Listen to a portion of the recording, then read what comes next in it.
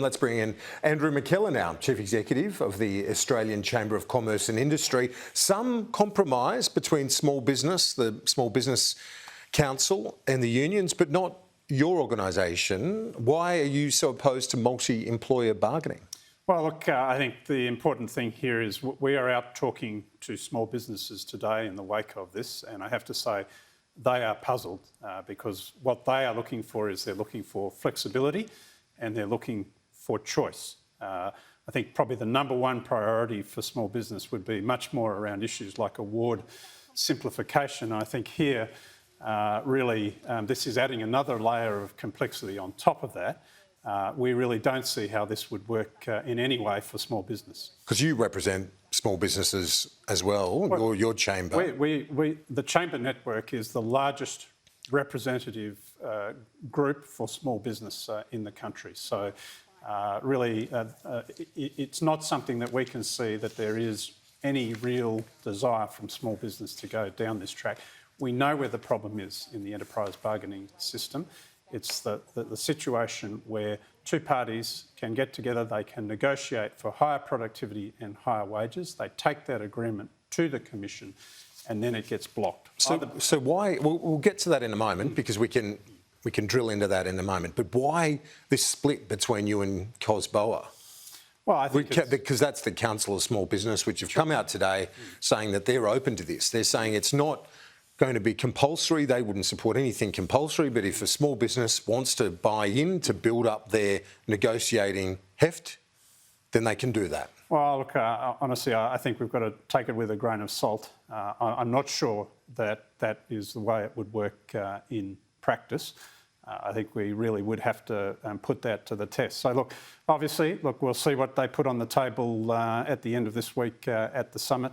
But certainly there's a lot of concern that we're hearing from small business out there today that what's been talked about here wouldn't deliver that flexibility, wouldn't deliver that choice. It would end up sucking small business into the morass of the Commission process. That's not where they want to be. But if it's voluntary, what's the harm? Well, I think this is the issue. And at the end of the day, does it stay voluntary? Do we get into a situation where there's a risk that they are being pulled into a much more complicated system? And I think that's where part of our concern is. Mr Burke, the Employment Minister, says that everyone should come with an open mind. Is the business community doing that sufficiently?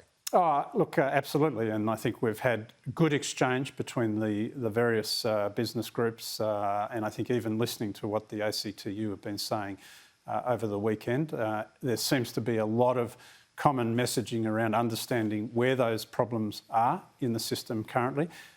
I think between business and unions there are some nuances on the proposed solutions as to how to make enterprise bargaining work more effectively. But we will certainly come with an open mind. And I think the government has a very constructive role to play here in trying to broker some sort of outcome, some sort of agreement between all of the different stakeholders. To go back to that point that you were making earlier, it does seem ludicrous that you could have the employer, workers, even the unions on board with some changes, but they get knocked off.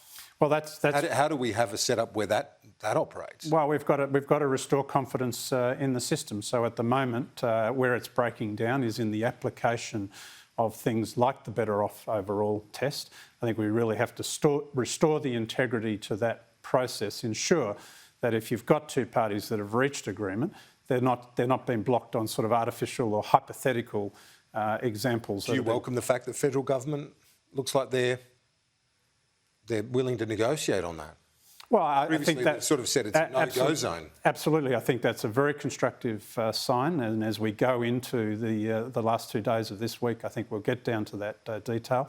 Whether we get a defined outcome at the end of it, but look, I think let's make some progress. It's an absolutely essential priority. Andrew McKellar from the Chamber of Commerce and Industry will stay in touch. A big week ahead. Great, thanks, Karen.